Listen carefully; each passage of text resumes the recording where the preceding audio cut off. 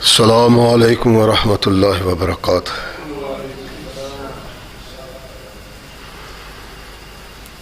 الحمد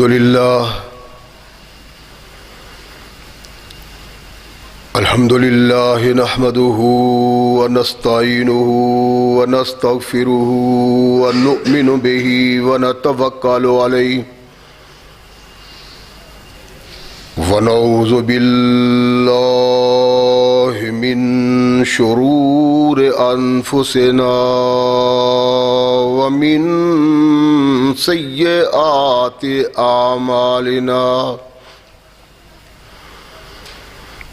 من يهده الله فلا مضل له ومن يضلل فلا هادي له ونشهد أن لا إله إلا الله وحده لا شريك له ونشهد أن محمدا عبده ورسوله أما بعد فأحسن الحديث كتاب الله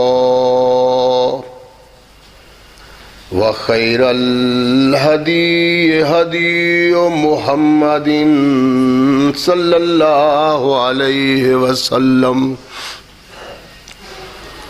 وشر الأمور محدثاتها وكل محدثة بدعة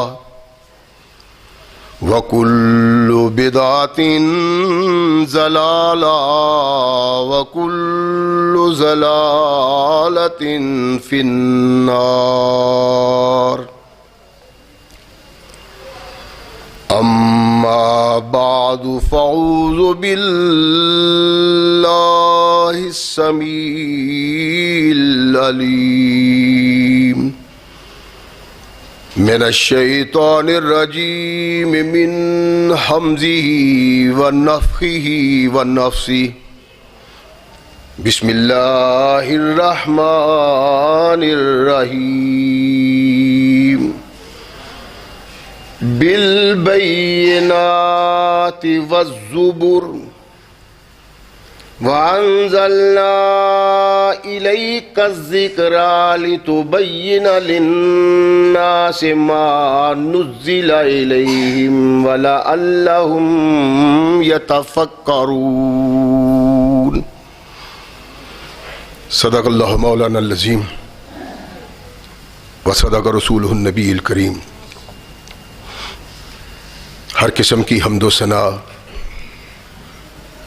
تعریفات و توصیفات اس خالق و مالک کے لیے ہیں جس نے ساری کائنات کو تخلیق دیا اور اس کی حسن و آبادی کے لیے حضرت انسان کو تخلیق فرمایا۔ کروڑوں درود و سلام اس ہستی اقدس و مقدس پہ کہ جس کا نام نامی اسم گرامی ہے محمد صلی اللہ علیہ وسلم۔ لاکھوں رحمتیں ان نفوس قدسیہ پہ کہ جنہوں نے سرور کائنات علیہ الصلاۃ والسلام سے اس ضابطۂ حیات کو وصول کیا اور اس کو ہم تک پہنچانے کے لیے اپنا تن من دھن قربان کر دیا۔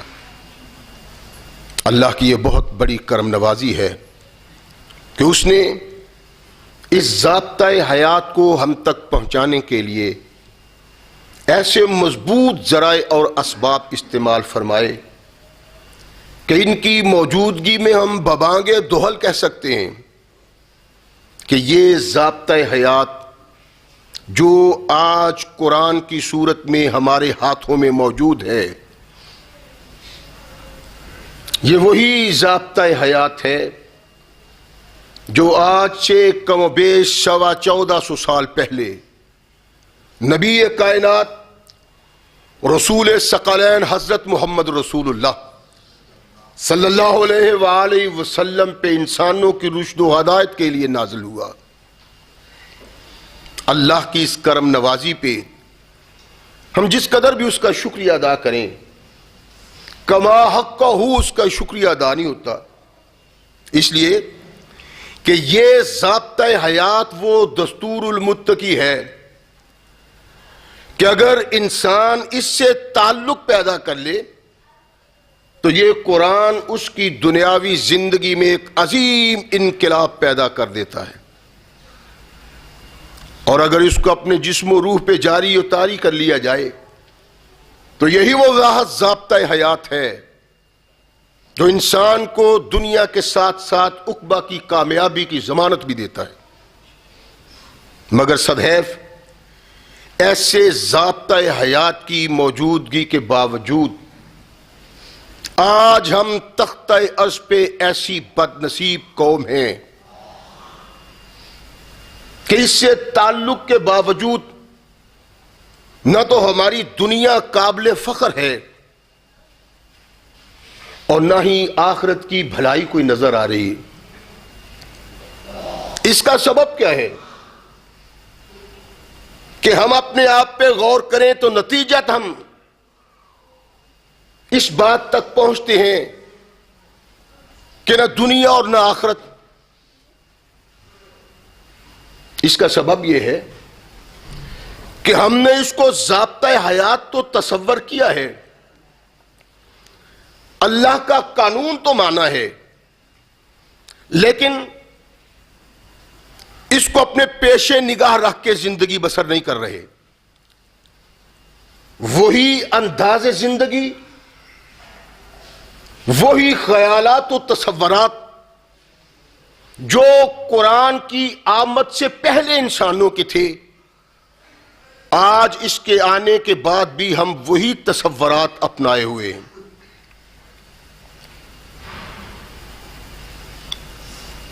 اگر اس کے آنے پہ کچھ لوگوں کے اندر انقلاب آیا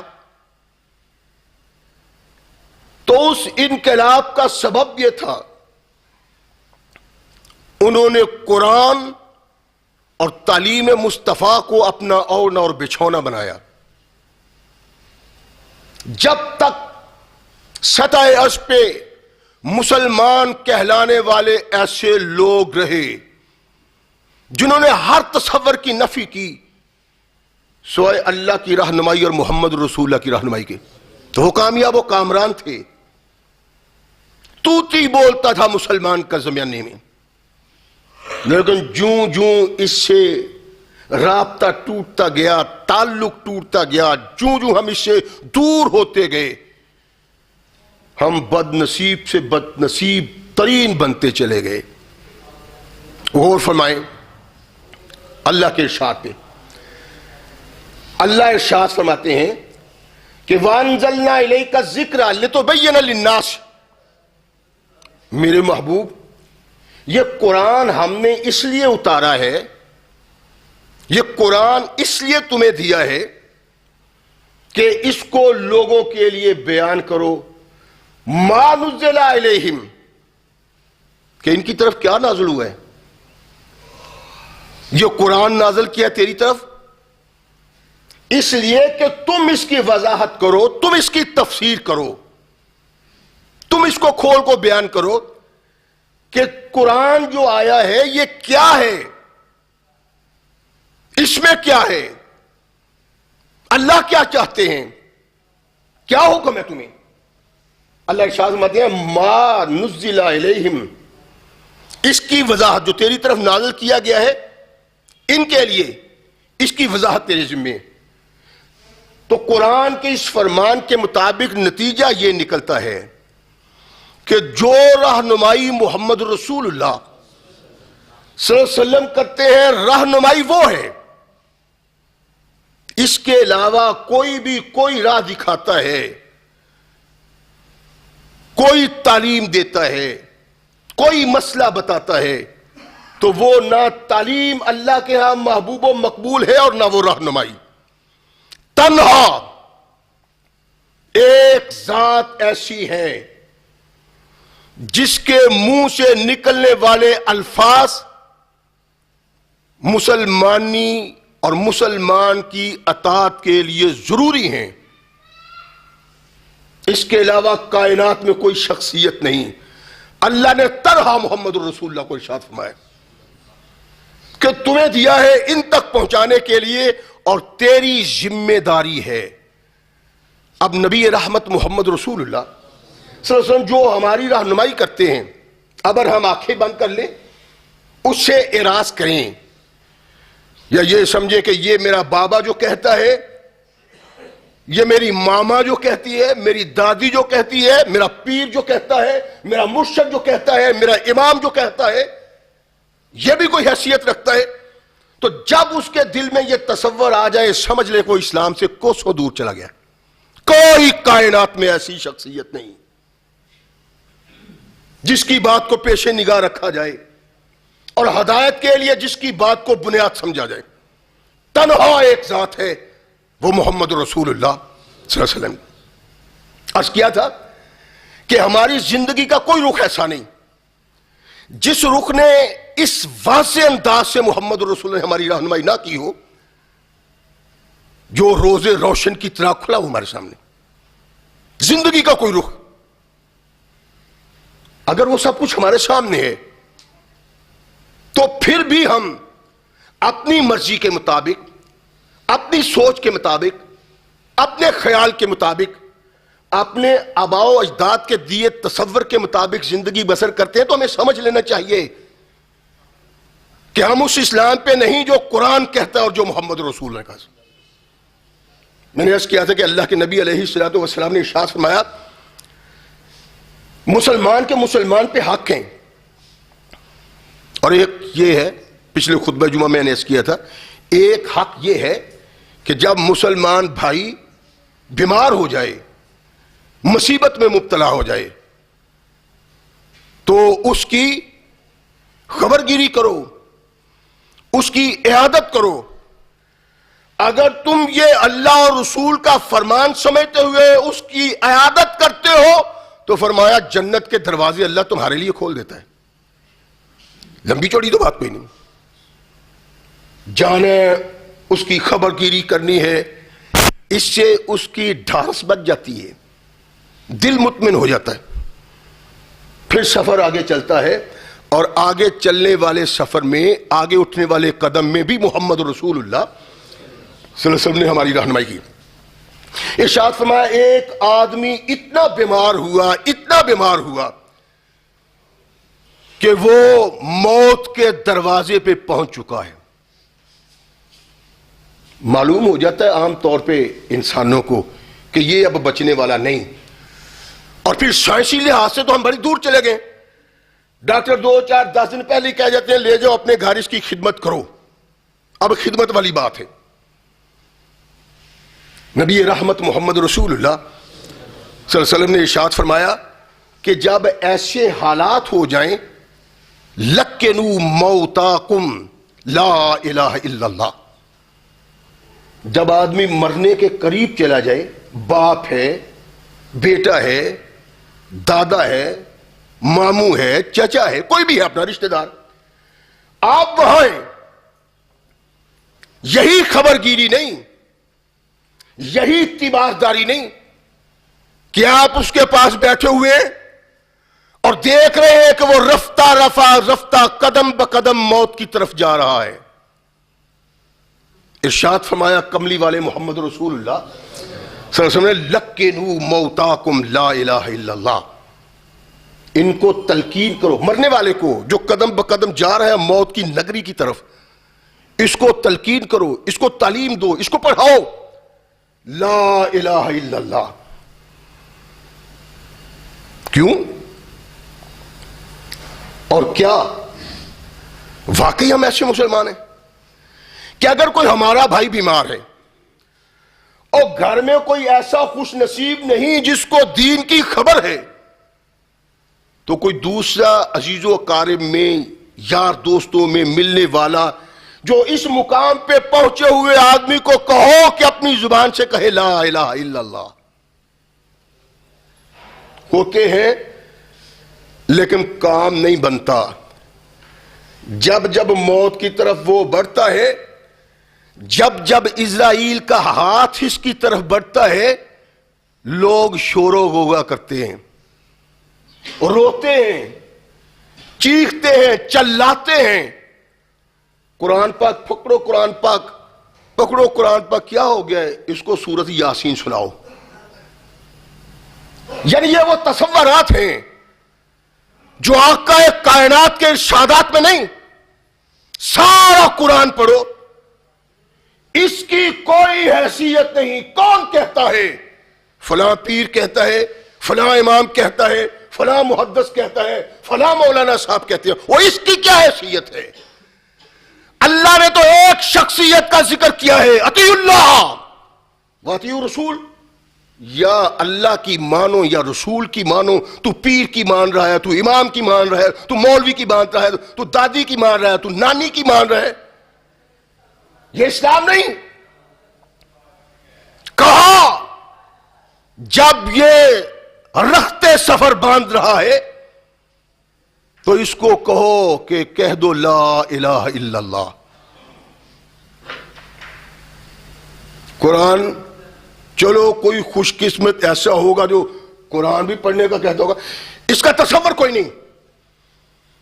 کوئی سورت یاسین چھوڑ قرآن کا کوئی حصہ مرنے والے کے قریب پڑھنا محمد رسول اللہ کی سنت سے بغاوت ہے۔ باتیں غور سے سننے والی ہیں۔ ان باتوں کا نتیجہ کیا نکلے گا کہ جب ہم اللہ کے حضور چلے جائیں گے، سنت کی اطاعت ہمارے چہرے پہ روشن ہوگی اور جنت کی ٹکٹ مل جائے گی۔ کوئی قرآن نہیں تو کیا ہے؟ لکنوا لا الہ الا اللہ۔ ایک تو ہم چلو قرآن پڑھنا شروع کر دیتے ہیں جس کا کوئی تصور نہیں دین اسلام میں، اور محمد رسول اللہ کی یہ رہنمائی نہیں، بغاوت کرتے ہیں، اعراض کرتے ہیں، پہلو تہی کرتے ہیں، چھوڑتے ہیں سنت رسول اللہ کو کہ رسول اللہ نے فرمایا لکنوا موتاکم۔ ہم قرآن پڑھ رہے ہیں، سورتیں سنا رہے ہیں، اللہ کے نبی نے دی، اور بد نصیبی یہ ہے کہ پھر ہم رونا شروع کر دیتے ہیں۔ ہمارے رونے دھونے میں ہی وہ بیچارہ مر جاتا ہے، روح پرواز کر جاتی ہے۔ اللہ کے نبی محمد رسول اللہ صلی اللہ علیہ وسلم کی سنی ہوئی بات اور اس پہ عمل سے محرومی، وہ بھی محروم ہی چلا گیا کہ لا الہ اس کے منہ سے نہ نکلا۔ اللہ کے نبی، ضروری ہے مرنے والے کے قریب لا الہ پڑھنا، اس کو تلقین کرنی، اس کو کہنا کہ کہو۔ کیوں؟ فرمایا من کان آخر کلامہ لا الہ الا اللہ دخل الجنہ۔ مرنے والے کے منہ سے اگر آخری کلام لا الہ الا اللہ نکلا ہے تو وہ جنت میں چلا جائے گا۔ یہ ایمان کی علامت ہے۔ لیکن کیا رواجی طور پہ آپ دیکھیں گے، عام دیکھیں گے، جو آدمی دین کے قریب نہیں آیا، نماز کے قریب نہیں آیا، مسجد کے قریب نہیں آیا، وہ اس نے آپ معمول لا الہ الا اللہ، لا الہ الا اللہ محمد رسول اللہ۔ تو کیا یہ رواجی آدمی اگر مرتے ہوئے لا الہ الا اللہ محمد رسول اللہ کیا دیتا ہے تو اس کا مطلب ہے کہ اس کے لیے بھی جنت کے دروازے کھل گئے؟ غور طلب باتیں ہیں جن کو بیان اس لیے کرتا ہوں کہ ہم اپنی عاقبت کو بنا لیں۔ بن کس طرح سکتی؟ لکنو، اس کو لا الہ الا اللہ کا دس دینا ہے، تعلیم دینی ہے، لیکن یہ لکنو لا الہ الا اللہ اس کے لیے فائدہ مند ہے جو اپنی زندگی میں اس کو اپنا حرز جاں بناتا تھا۔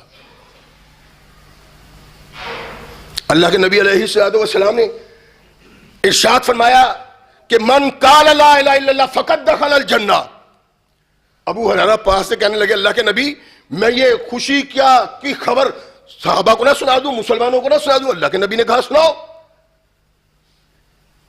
ابو ہریرہ بازار میں نکلے اور آواز لگاتے ہیں ایھا الناس قال الرسول صلی اللہ علیہ وسلم من قال لا الہ الا اللہ فقد دخل الجنہ. عمر فاروق نے بھی سنا, پیچھے سے آئے, یہاں سے پکڑے کھینچا اپنی طرف. ابی ہریرہ سینے سے لگے. عمر فاروق بڑے جوان آدمی تھے, لگ کے گر گیا, رونا شروع کر دیا. اور یہ کیا کر رہے ہو؟ کہنے لگا مجھے آقا کائنات نے ارشاد فرمایا کہو لوگوں کو پیغام دو. کہنے لگا میرے ساتھ نبی رحمت محمد رسول اللہ کے پاس چلو. لا الہ الا اللہ کی حیثیت کب بنتی ہے یہ دیکھنا ہے. اللہ کے نبی کے پاس آئے, حاضر ہوئے, ابو ہریرہ کو روتا دیکھا, فرمایا ابو ہریرہ کیا ہوا ہے؟ عرض کی اللہ کے نبی مجھے عمر فاروق نے دھکا دے کے زمین پہ گرا دیے, میں آپ کا پیغام لوگوں کو سنا رہا تھا. رحمت کل کائنات کی رحمت بری آنکھیں فاروق اعظم کی طرف اٹھی, چہرہ جھکا لیا, آنکھیں جھکا لی. عرض کی اللہ کے نبی آپ کے منہ سے نکلے ہوئے الفاظ نصف النہار پہ سورج ہے تو اس سے بھی زیادہ واضح, لیکن میرے آقا لوگوں نے سمجھنا ہے کہ محض لا الہ الا اللہ پڑھ دیا تو جنت میں چلے جائیں گے, اعمال چھوٹ جائیں گے. رحمت کل کائنات محمد رسول اللہ صلی اللہ علیہ وسلم نے شاہ میں ابی ہریرہ اب تو نے یہ اعلان نہیں کرنا. کیا مقصد؟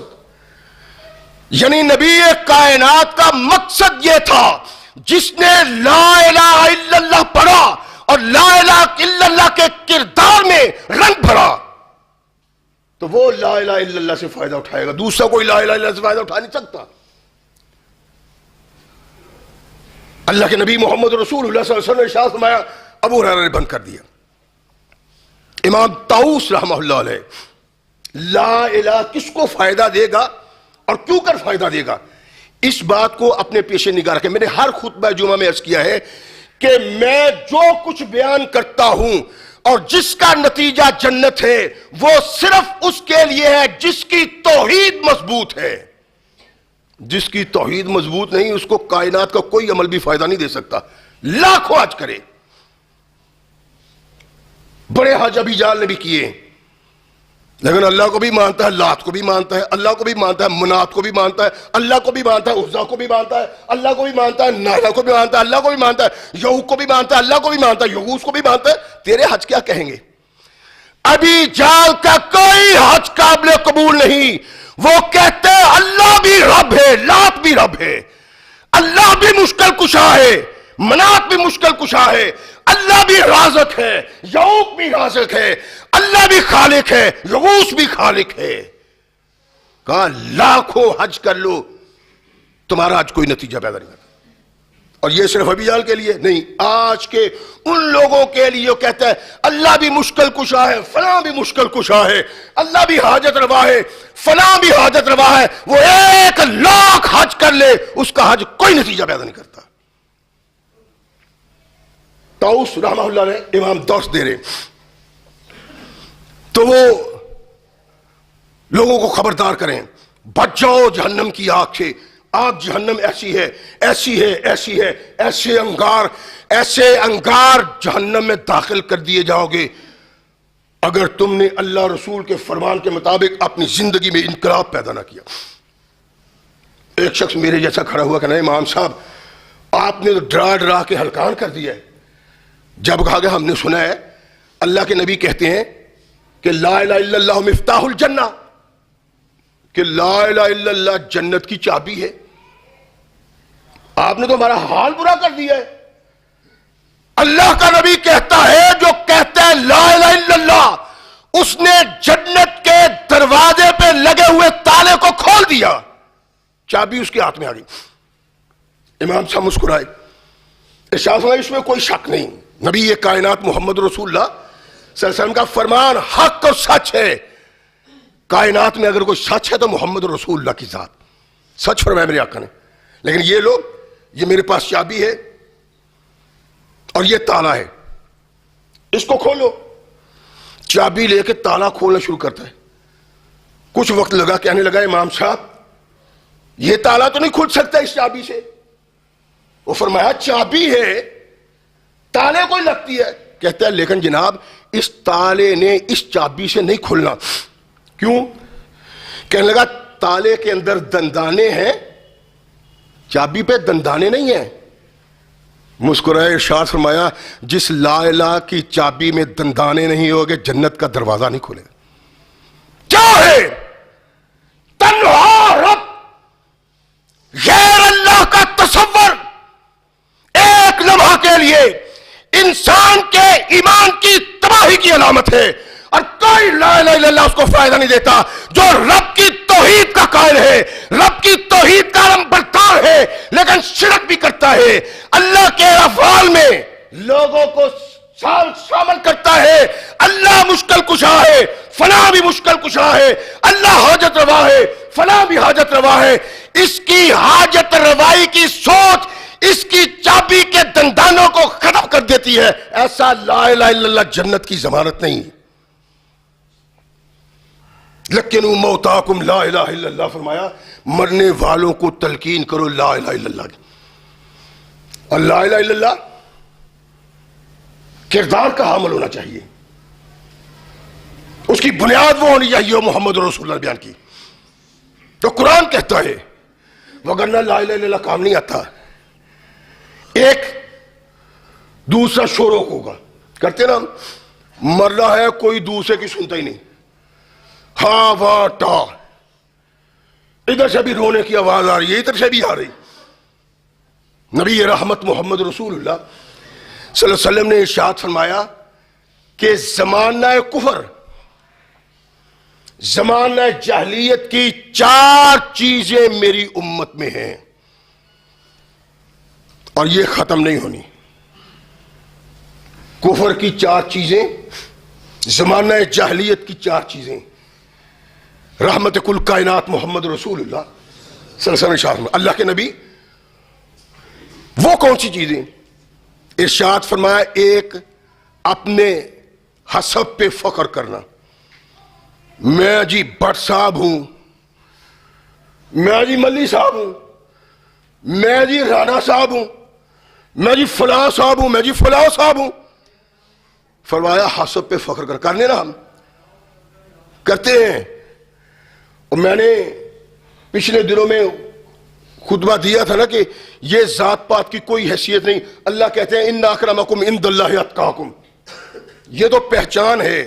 تو بعض میں نے عرض کیا تھا کہ بد نصیبی ہے جب ہم بچیوں اور بچوں کو اتنی کھل دے دیتے ہیں کہ موبائل ان کے ہاتھوں میں آ جاتے ہیں، اور اب تو قیامت ہر گھر میں ہے. تو جب اس کا نتیجہ سامنے آتا ہے تو پھر شرم سے ساتھ جھکا کے رکھتے ہیں، اور جب ان کی کوئی نہیں سنتا وہ عدالت میں جا کے ساری دنیا کے سامنے اس عزت والے کے ساتھ جو کرتے ہیں وہ آپ کے سامنے. اللہ کے نبی نے منس کیا تھا، 9 شادیاں کی تھی، 2 اپنے خاندان سے، 7 باہر سے. تو ہم نام ہی نہیں لیتے، اور اگر یہ قیامت آ جاتی ہے تو پھر سر جھکائے پھرتے ہیں سارے زمانے میں.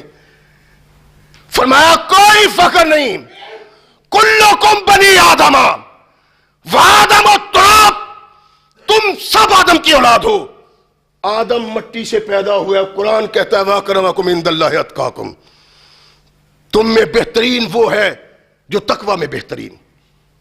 فرمایا فخر کریں گے ہم جی فلاں صاحب ہیں، کوئی حیثیت نہیں اس کی، اور دوسرے کے نسب پہ تان کریں گے. اور چھڈو جی گالے کو موچی ہے جلائے، یہ کفر کی باتیں ہیں. اور اللہ کے نبی محمد رسول اللہ صلی اللہ علیہ وسلم کی رہنمائی. میں نے قرآن پڑھا ہے آپ کے سامنے. اللہ کہتے ہیں قرآن میں نے اتارا ہے، وضاحت تو نے کرنی ہے.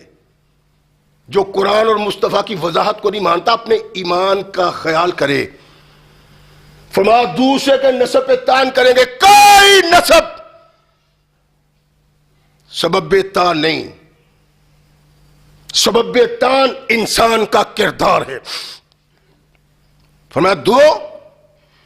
تیسری بات اللہ کے نبی نے ارشاد فرمائی کہ میری امت میں کلمہ پڑھنے والے میرے امتی ایسے بھی ہوں گے جو کہیں گے کہ فلاں ستارے کی وجہ سے بارش ہوئی ہے. یہ جو علم النجوم ہم پڑھتے ہیں نا، یہ اسی علم النجوم سے تعلق رکھنے والی چیزیں. فلاں ستارے کی وجہ سے بارش ہوئی ہے. فرمایا کفر کی باتیں، جاہلیت کی باتیں.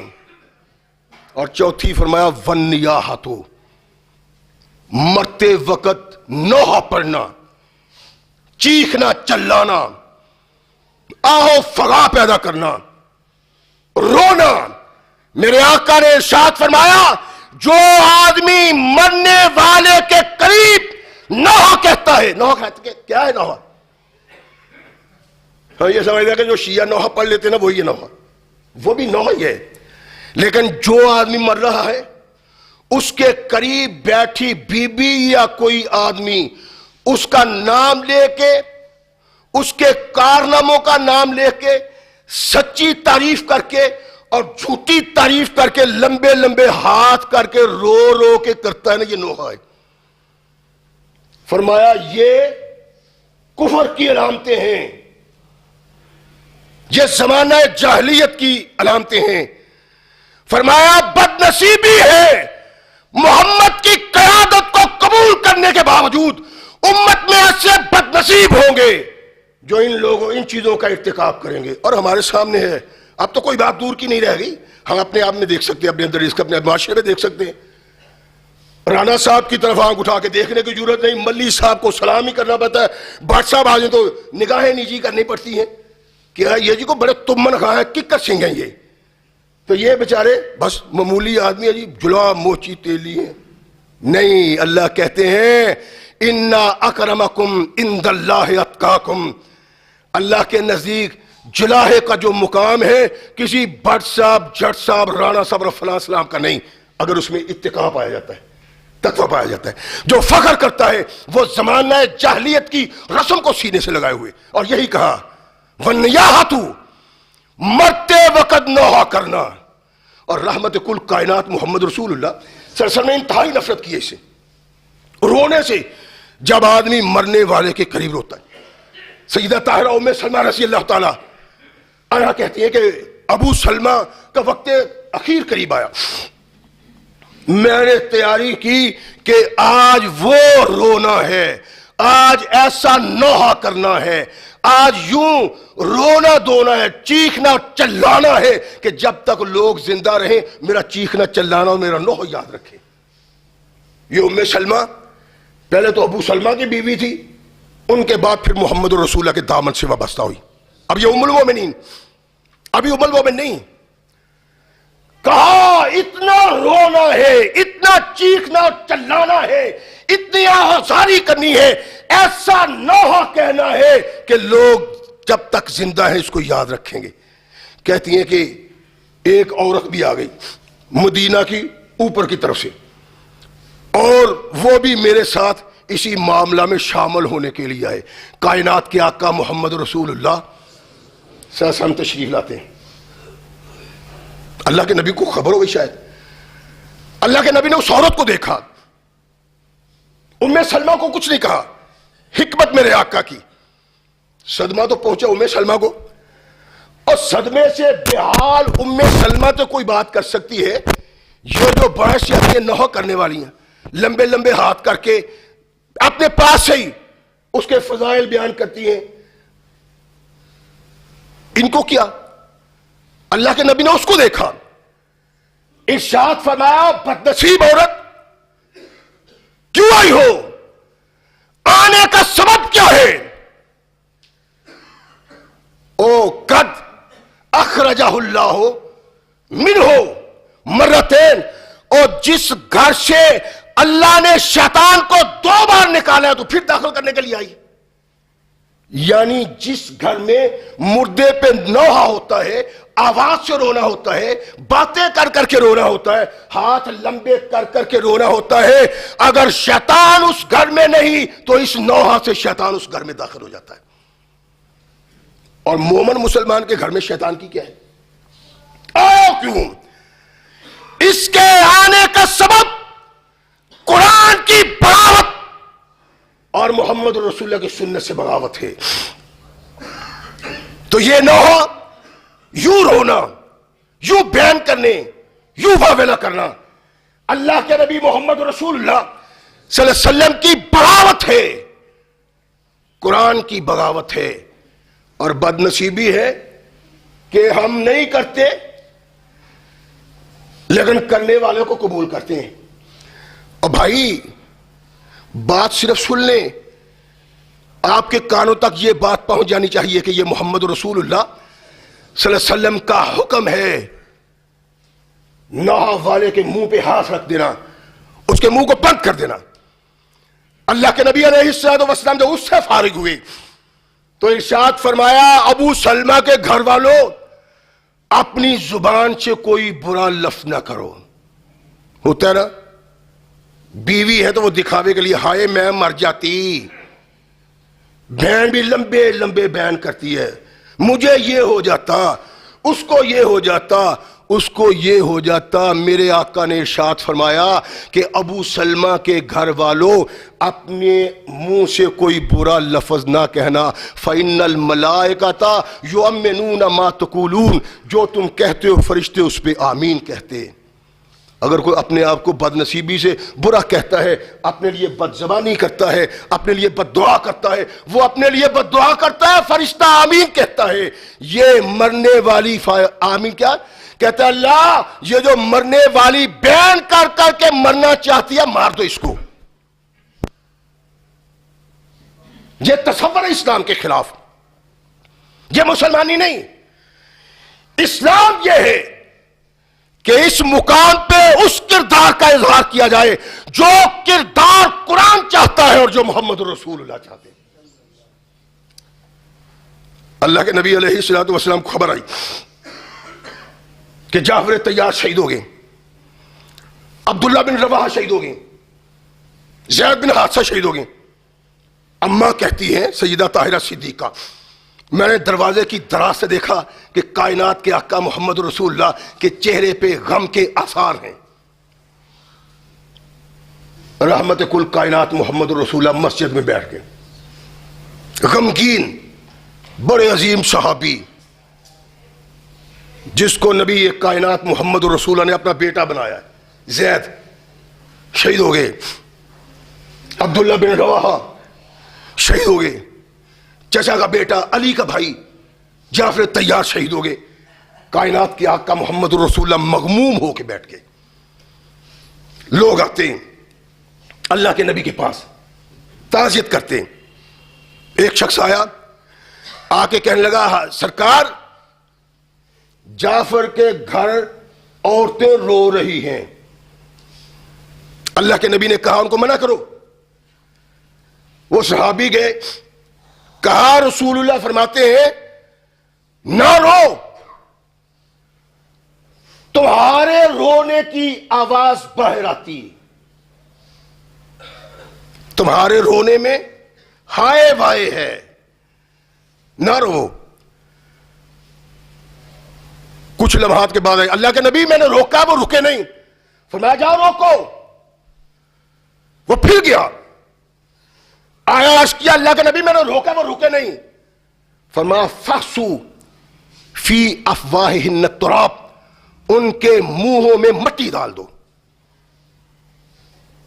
موت تھی، غم تھا، لیکن کائنات کے آقا نے ارشاد فرمایا جو نام لے لے کے روتی ہے، جو فغاں کرتی ہے، جو نہ بولتی ہے، جو آوازیں نکال کے بولتی ہے، فرمایا خاموش نہیں ہوتی، اس کے منہ میں مٹی ڈال کے اس کو خاموش کر دو۔ اتنی سختی محمد رسول اللہ صلی اللہ علیہ وسلم نے کی ہے۔ تو مقصد کیا ہے کہ ایک مسلمان کو نبی ایک کائنات محمد رسول اللہ کی یہ سنت سامنے ہونی چاہیے۔ اللہ نے کیا قرآن میں کہا ہے کہ وَأَنزَلْنَا عَلَيْكَ الذِّكْرَ لِتُبَيِّنَ لِلنَّاسِ مَا نُزِّلَ إِلَيْهِمْ۔ ان کو بتاؤ قرآن کیا ہے اور کیا تمہاری طرف نازل ہوا ہے۔ قرآن میں نے اتار دیا ہے، ڈیوٹی تیری ہے میرے محبوب، ان کو وضاحت سے بتا۔ تو نبی رحمت محمد رسول اللہ یہاں وضاحت کیا کرتے ہیں، کہتے ہیں فاسو افواہہم تراب، جو نام لے لے کے روتی ہے، الفاظ لے کے روتی ہے، ذکر کر کے روتی ہے، تعریفیں کرتی روتی ہے، جھوٹی ہو یا سچی ہو. فرمایا جو تعریفیں کر کے روتی ہے اس کی آواز آتی ہے اس کے منہ میں خاک ڈال دو.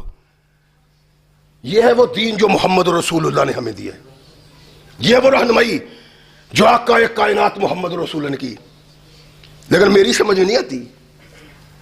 میں یہاں ممبر رسول پہ کھڑا ہوں، دھواں دھار تقریر کر رہا ہوں، قرآن پڑھ رہا ہوں، حدیثیں سنا رہا ہوں، لیکن جب میرے گھر میں ایسا موقع آتا ہے تو سب کچھ ہوتا ہے. میں کسی کی بات نہیں کرتا، میں تو اپنی کر رہا ہوں. کوئی مجھ سے ناراض نہ ہو گئے. اس سے کہنے کا مقصد کچھ اور تھا، مقصد کچھ نہیں، مقصد صرف سمجھانا ہے. یعنی ممبر رسول کا مالک اللہ کا قرآن سنانے والا، مصطفیٰ کا فرمان چلانے والا، اگر اس کے سنانے اور کردار میں فرق ہے وہ اس قابل نہیں کہ محمد رسول اللہ کے ممبر پہ کھڑا ہو. میں ہوں یا کوئی اور ہو، سب لوگ اس میں شامل ہیں. جن کا کردار وہ نہیں جو کردار رب دیکھنا چاہتا ہے اور جو کردار قرآن کے حامل کا ہونا چاہیے، جو کردار محمد رسول اللہ صلی اللہ علیہ وسلم کی بات کرنے والے کا ہونا چاہیے. اگر وہ کردار نہیں، مجھے حق نہیں ہے. کہا اس کے منہ میں خاک ڈال دو، ان کے منہ میں جو روتی. اور یہ اتنا قابل نفرت عمل ہے کہ رحمت کل کائنات محمد رسول اللہ صلی اللہ علیہ وسلم کے فرامین سن کے بعض لوگ کانپ جایا کرتے تھے. عبداللہ بن ابی ملیکہ کہتے ہیں کہ عثمان ذو النورین کی بیٹی فوت ہو گئی، ام ربان. ایک تو میں وہاں تعزیت کے لیے گیا، دل حضوری کے لیے، حیا رکھنے کے لیے، مرہم رکھنے کے لیے. دوسرا تھا کہ چلو ساتھ چلیں گے، جنازہ پڑھیں گے. کہتے ہیں کہ جب میں داخل ہوا میں نے دیکھا کہ عبداللہ بن عمر وہاں بیٹھے ہوئے. میں عبداللہ بن عمر کے دائیں جانب بیٹھ گیا. پھر ایک اور شخص کسی کے سہارے آیا. جب قریب آیا تو دیکھا وہ عبداللہ بن عباس تھے. یہ عبداللہ بن عباس نبی رحمت محمد رسول اللہ صلی اللہ علیہ وسلم کا بھائی ہیں، اور اتنے خوش نصیب کہ آقا کائنات نے کہا اللہم علمہ القرآن، اللہ اس کو قرآن سکھا. نبی نے تھے. ایک ساتھی کے ساتھ ہے، کہتے ہیں وہ میرے پہلو میں بیٹھ گئے. ابھی زیادہ دیر بیٹھے نہیں تھے کہ گھر سے رونے کی آواز آئی. عبداللہ عمر بن عثمان کو کہتے ہیں کہ جاؤ گھر، ان کو روکو. سمیت رسول اللہ صلی اللہ علیہ وسلم. یاد رکھنے کی باتیں، ایمان اس کو کہتے ہیں. اللہ کی قسم ایسا ایماندار موحد دنیا میں چلتا پھرتا جنتی جو کائنات کے آقا محمد رسول اللہ سنت کی پہ جیتا ہے اور سنت پہ مرتا ہے. توحید اس کے دل میں سمائی ہوئی ہے کہ کوئی اس کے قریب نہیں پھٹکتا. جنتی ہے یہ، زمین پہ چلتا پھرتا. کہا جاؤ ان کو کہو کائنات کے آقا محمد رسول اللہ صلی اللہ علیہ وسلم سے میں نے سمیت رسول اللہ صلی اللہ علیہ وسلم ان المیت لا یعذب ببقاء اہلہ علیہ. میں نے آقا کے منہ سے اپنے کانوں سے سنا ہے جو میت پہ روتا ہے اس کے رونے کی بنا پہ میت کو قبر میں عذاب ہوتا ہے. سنیں نا آپ، آنکھیں کھول کے ذرا میری بات سنیں کہ رسول اللہ صلی اللہ علیہ وسلم کا یہ فرمان کیا ہے. جب رسول اللہ صلی اللہ علیہ وسلم کا یہ فرمان عبداللہ بن عباس نے سنا تو فرمایا کہ عبداللہ نے استثناء نہیں کیا، جبکہ میں نے یہ روایت تو ان کے بابا عمر سے بھی سنی ہے. وہ کیا تھی؟ کہتے ہیں ایک دفعہ میں عمر کے ساتھ مکہ سے آ رہا تھا. ایک مقام پہ ہم پہنچے، شاید بیدا کا مقام ہے حدیث میں. تو وہاں ایک درخت کے نیچے کچھ لوگ بیٹھے ہوئے مسافر. عمر کہتے ہیں جو پتہ لو یہ کون ہے. میں گیا, میں نے کہا اللہ کے رسول کے محبوب امیر المومنین وہ صہیب ہے. کہا صہیب کو بلا کے لاؤ. میں گیا, میں نے کہا صہیب امیر المومنین کے ہاں چلو. کہتے وہ آئے, بات ہوئی, مدینہ میں داخل ہوئے. ابھی زیادہ دن نہیں گزرے تھے کہ امیر المومنین شہید ہو گئے, زخمی. صہیب آئے, واہ خیاہو, واہ خیاہو, واہ صاحباہو, ہائے میرا بھائی, ہائے میرا ساتھی. فاروق اعظم نے اپنی آنکھیں کھولی, فرمایا اولم تسمع, ایک الفاظ. دوسری روایت اولم تعلم, اور تمہیں اس بات کا علم نہیں, کس پہ رو رہے ہو؟ کہا اپنے محبوب بھائی عمر پہ. کہا تو نے سنا نہیں, تجھے علم نہیں؟ اللہ کے نبی نے کہا ہے ان المیت یا التاب بالبقاء ببعض بالبقاء, اہل ہی کہ گھر والوں میں سے بعض کے رونے سے مرنے والے کو عذاب ہوتا ہے. بے باس کا لفظ باپ نے بولا ہے, بیٹے نے نہیں بولا. عبداللہ کہتے ہیں کہ یہ الفاظ عمر نے بھی کہے تھے, لیکن یہ کہا تھا کہ لا يعذب بباس بقاء, اور تو نے باس کا لفظ استعمال نہیں کیا. یہ مسلم کی جو روایت ہے اس میں ٹھیک ہے عبداللہ بن عمر کے یہی الفاظ ہیں, لیکن نسائی میں عبداللہ بن عباس نے بھی یہ لفظ استعمال کیے ہوئے ہیں, بباسن. خیر,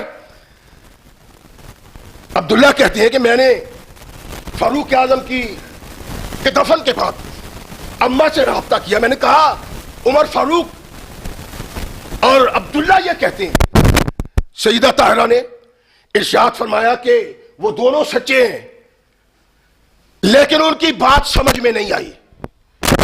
اماں کیا کہتی ہے ام المومنین کہ ان کی سمجھ میں نہیں آئی.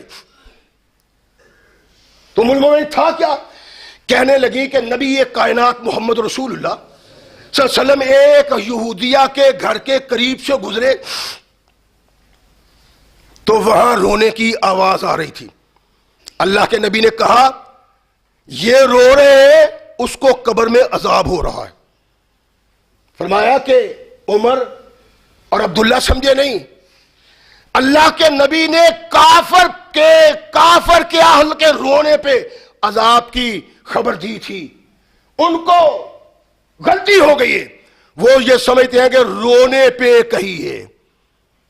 کہا اللہ کہتے ہیں لا تازر وازرۃ وزر اخری, کوئی بوجھ کسی بوجھ اٹھانے والے کا کوئی بوجھ نہیں اٹھائے گا. یہ کیسے ہو سکتا ہے؟ اللہ کے نبی محمد رسول اللہ صلی اللہ علیہ وسلم نے یہودیہ عورت کے لیے کہا تھا. یہ استدلال ہے اماں کا. بعض لوگ اس سے استدلال کرتے ہیں کہ اتنی سختی نہیں, یہ اماں کا استدلال ہے. اماں کا کہنا کہ ان کو غلطی لگی ہے, یہ لفظ ٹھیک نہیں ہے. ان کو غلطی نہیں لگی, یہ ایک ایسی مستند حدیث ہے کہ جس کے متن میں شک نہیں, جس کی سند میں شک نہیں. اور یہ تو میری ایک اماں بیان کرتی ہے نا, اس کو کتنے صحابہ نے بیان کیا ہے. اور پھر دوسری بات یہ ہے کہ اماں کا یہ کہنا سارا آنکھوں پہ, قرآن یہی کہتا ہے. لیکن کیا یہاں اس مقام پہ اس آیت سے استدلال بنتا ہے جس سے اماں نے کیا ہے؟ بڑے صحابہ کے نزدیک اور محقق علماء کے نزدیک یہاں یہ استدلال نہیں بنتا. کیوں؟ صحابہ کہتے ہیں یہ تو صحیح ہے, محدثین کہتے ہیں یہ تو صحیح ہے اماں کا کہنا, لیکن یہ روایات اتنے صحابہ سے آئی ہیں کہ اماں کا یہ کہنا قابل قبول نہیں, کہ ان کو سمجھ نہیں آئی. عبداللہ بن عمر نے کہا عمر نے کہا، مغیرہ بن شعبہ نے کہا، عمران بن حسین نے کہا، اس طرح بہت سارے صحابہ نے یہ روایت بیان کی. وہ کہتے ہیں کہ اس کا جو اختلاف نظر آتا ہے وہ اختلاف آسانی سے دور ہو جاتا ہے کہ رسول کائنات کا فرمان حق اور سچ ہے. کافر ہو یا مومن ہو، اس کے رونے پہ مرنے والے کو عذاب ہوتا ہے. مومن کو ہوتا ہے؟ فرمایا نہیں. کہا اللہ کے نبی علیہ الصلوۃ والسلام نے یہ جو ارشاد فرمایا یہ تو حق و سچ ہے. یہاں تک کہ رونے والوں کے منہ میں مٹی ڈالنے کا حکم دیا، یہاں تک کہ رونے والوں کو کہا تم شیطان کو داخل کرنا چاہتے ہو یہاں. تو اس کا بھی مطلب یہ ہے کہ اگر کوئی آدمی رونے سے نفرت نہیں کرتا اور رونے سے منع نہیں کرتا، رونے سے نفرت نہیں کرتا، رونے سے منع نہیں کرتا، یا اس میں کوئی نرمی رکھتا ہے، جیسے ہمارے یہاں ہے کوئی روکتا ہے، نہ بس کرو، رونا نہیں ہے، آواز سے نہیں رونا، اللہ کے نبی نے وہ کہتے ہیں یار چھوڑ، وقت ہی ایسا ہے، تکلیف ہے، غم ہے، پریشانی ہے، ہو جاتا ہے. ایک یہ شخص ہے، یہ بھی معتوب ہے اللہ کے نزدیک. ایک جو نفرت نہیں کرتا وہ بھی معتوب ہے، ایک جو منع نہیں کرتا وہ بھی معتوب ہے. محدثین کہتے ہیں کہ یہ تینوں قسم کے انسان اگر مر جائیں تو قبر میں ان کو ضرور عذاب ہوتا ہے کہ یہ محمد رسول اللہ کی سنت کی نفی کرتے ہیں. یہی ہے جو سیدنا عبداللہ بن عباس اور عمر رضی اللہ تعالیٰ عنہ ایک مجلس میں بیٹھے ہوئے، عمران بن حسین ہے رضی اللہ تعالیٰ عنہ. لوگوں نے کہا بیٹھے ہوئے کہ کہا جاتا ہے کہ رونے والے کے رونے سے مرنے والے کو عذاب ہوتا ہے. کہتے ہو کہا جاتا ہے، قالہ رسول اللہ صلی اللہ علیہ وسلم، یہ تو رسول اللہ صلی اللہ علیہ وسلم کا فرمان ہے، تو کہہ رہا ہے کہا جاتا ہے. اللہ کے نبی نے کہا، اور اتنی سختی اختیار کی اس پہ. ایک مجلس میں اس کو بیان کر رہے ہیں، عمران بن حسین مجلس میں بیان کرتے ہیں. ایک شخص اٹھا کہنے لگا اللہ کے نبی کے صحابی یہ کیسی آپ باتیں کر رہے ہیں؟ ایک شخص خراسان میں فوت ہوتا ہے، دفن ہوتا ہے، اور اس کے رہنے والے مدینہ کے، تو کیا مدینہ کے رہنے والوں کے رونے سے اس کو عذاب ہوگا؟ بات سمجھ میں آنے والی نہیں. یعنی سوال کرنے والے کا مقصد کیا تھا کہ بات سمجھ میں آنے والی نہیں. مدینہ میں رونے والا روتا ہے، خراسان میں مرنے والے دفن ہونے والے کو اس کا عذاب ہوتا ہے، سمجھ میں آنے والی نہیں. فرمایا صدق رسول اللہ وکذبت انت، اللہ کے رسول نے سچ کہا ہے، تو جھوٹ بول رہا ہے. ایسا ہی ہے. تو اس کا مطلب یہ ہوا کہ ایک مومن مسلمان کو اپنے گھرانے میں یہ کردار ادا کرنا چاہیے. واویلا کرنے والی عورت، چیخو پکار کرنے والی عورت، ہائے وائے کرنے والی عورت، جھوٹے سچے اس کے کاموں کا ذکر کرنے والی عورت جب اس انداز سے کرتی ہے اور روکتا نہیں، نفرت نہیں کرتا، پسند کرتا ہے، فرمایا مر جاتا ہے تو اس کو قبر میں عذاب ہوتا ہے. بے باز الفاظ جو بے باز ہے، بعض الفاظ کا مقصد یہ ہے کہ بعض رونے والوں کی وجہ سے. تو بعض رونے والے وہ ہیں جو ویل وین کرتے ہیں، جو ہائے وائے کرتے ہیں، جو منہ سے بول کے کرتے ہیں، جو اس کا ذکر کر کر کے کرتے ہیں، جو اس کے کارنامے بیان کر کر کے کرتے ہیں، جھوٹے ہو یا سچے ہو. یہ ہے اویل کرنے والا، یہ ہے بیان کرنے والا. اور بیان کرنے والا اللہ کے نبی محمد رسول اللہ صلی اللہ علیہ وسلم کے نزدیک معتوب ہے. سیدنا ابو ہریرہ رضی اللہ تعالیٰ، ابو موسیٰ اشعری رضی اللہ تعالیٰ بستر مرگ پہ ہیں، بے ہوشی آئی، اس کی بیوی نے رونا شروع کر دیا. صحابی رسول ہے، بیوی نے رونا شروع کر دیا. ان کو ہوش آئی تو کہنے لگے میرا تیرے اس عمل سے اظہار بیزاری ہے، نفرت ہے مجھے جو تو کر رہی ہے. میں یہ اس لیے کہہ رہا ہوں کہ یہ بات میرے آقا محمد رسول اللہ نے ارشاد فرمایا، لیسا منا من حرکا بخرکا وسکا، کہا اللہ کے نبی نے وہ ہم میں سے نہیں جو بال مڈاتا ہے غم سے.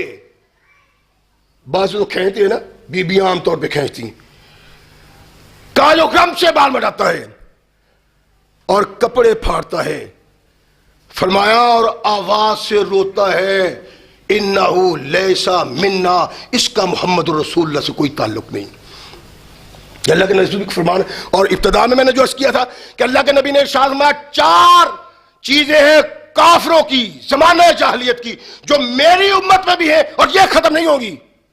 ان میں ایک آواز نکال کے رونا، بین کرنا بھی ہے، جو کافروں کا دستور، ان کی عادت، ان کا عمل تھا اور ہم نے اپنایا ہوا ہے. یہاں محمد رسول اللہ صلی اللہ علیہ وسلم کا پیغام ابو موسیٰ شریف دیتے ہیں کہ لیسا منا، وہ ہم میں سے نہیں ہے جو اپنے بال مناتا ہے، کپڑے پھاڑتا ہے، آہ وغاں کرتا ہے. اور کملی والے محمد رسول اللہ صلی اللہ علیہ وسلم نے اس بد نصیب عورت کا بھی ذکر کیا ہے جو یہ بیان کرتی ہے. ہمارے یہاں آتی ہیں، وہ پتہ ہی نہیں، رشتہ دار بھی نہیں ہوتی، قریب رہنے والی بھی نہیں ہوتی، آتی ہیں لمبی لمبی بازو کر کے، باہیں پھیلا کے، ایسی ایسی اپنے پاس سے باتیں بنا کے اس کا ذکر کر کے روتی ہیں. یہ ہیں جو بیان کرتی ہیں، نوح کہتی ہیں. کائنات کے آقا ثقلین کے تاجدار محمد رسول اللہ صلی اللہ علیہ وسلم نے ارشاد فرمایا وہ عورت جو بیان کر کے روتی ہے، یعنی ہائے فلاں، ہائے فلاں، ہائے میں مر جاؤں، ہائے یہ ہو جائے، ہو یہ ہے نوح کرنے والی، بیان کرنے والی. اللہ کے نبی نے ارشاد فرمایا اگر یہ عورت موت سے پہلے توبہ نہ کرے، الیہا سبرال من قطران، فرمایا اگر اس نے بیان کرنے سے توبہ نہیں کی، مر گئی ہے، اس کو قیامت کو گندک کے کپڑے پہنائے جائیں گے. فرمایا جو اس کی اور نہیں ہوگی وہ خارش کی ہوگی. آپ کو یوں نہیں پتہ چلے گا. آپ نے کبھی دیکھا ہوگا شہر میں چلتے ہوئے کسی کتے کو خارش پڑی ہے نا تو وہ اپنے جسم کو نوچتا ہے، منہ سے بھی اور ہاتھوں سے بھی، اور ساتھ چوں چوں بھی کرتا ہے اور روتا بھی ہے، خارش بھی کرتا ہے، یہاں تک کہ اس کے سارے بال اتر جاتے ہیں. اللہ کے نبی کے فرمانے کا مقصد ہے اس کتے کی طرح یہ قیامت کے دن کرے گی، نوچے گی اپنے آپ کو، خارش کرے گی ہاتھوں سے. وہ جو آوازیں نکال نکال کے بین کرتی ہیں اور جو بین کرتی ہیں، ویل و ویل کرتی ہے، چیختی چلاتی ہے روتے ہوئے، اللہ کے نبی نے ارشاد فرمایا جو اس سے نفرت نہیں کرتا، جو اس کو روکتا نہیں ہے، جو اس کو پسند کرتا ہے، جب یہ قبر میں جائے گا پیچھے کوئی روئے گا اس کو بھی عذاب ہوگا. اس لیے نبی کائنات محمد رسول اللہ صلی اللہ علیہ وسلم سے تعلق، رابطہ، آپ کے احکامات کی تعمیل اور سنت کو اپنانا مسلمان کی زندگی میں اس کے لیے ضروری ہے. جو اس سے ابا کرتا ہے، روکتا نہیں ہے اور کہنے رہنے دو یار کیا ہو گیا، وقت ہی ایسا ہے، پریشان ہے، پریشانی سے کیا ہے پریشانی. کائنات کے آقا محمد رسول اللہ صلی اللہ علیہ وسلم نے کہا روکو اسے، فاسو فی افواہنا ترابا، اگر رکتی نہیں رکنے والی تو اس کے منہ میں مٹی ڈال دو. اتنی سختی محمد رسول اللہ صلی اللہ علیہ وسلم کی. کیا ہم اسی کردار کے حامل ہیں؟ یہ مسلمانی ہے ہماری. کیا رسول اللہ صلی اللہ علیہ وسلم کے احکامات پہ یہ عمل کرتے ہیں؟ کیا قرآن کا یہ فرمانا کہ میرے محبوب قرآن میں نے اتار دیا ہے، وضاحت تو نے کرنی ہے. قرآن اور محمد کریم کی وضاحت جب تک مسلمان کا تعلق اس سے نہیں، جو بھی ہو ہم وہ مسلمان نہیں جو اللہ کو مقبول ہیں اور جو محمد رسول اللہ بنانے کے لیے آئے. اللہ ہم کو صحیح مسلمان بننے کی توفیق عطا فرمائے. وآخر دعوانا الحمدللہ.